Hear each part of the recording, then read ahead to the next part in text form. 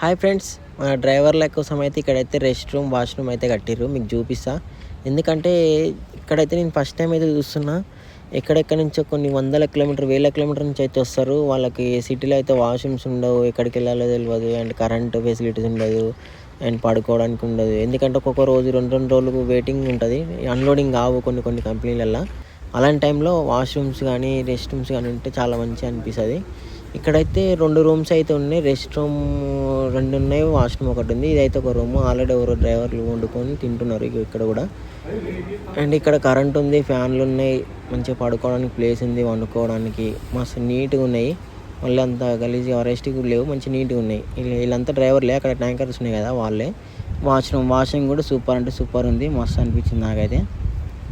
కానీ చాలా గ్రేట్. ఇక్కడైతే నేనైతే ఎక్కడ చూడలేదు ఇంతవరకు అయితే కంపెనీలలో ఇట్లా డ్రైవర్ల కోసం సపరేట్గా పెట్టడం.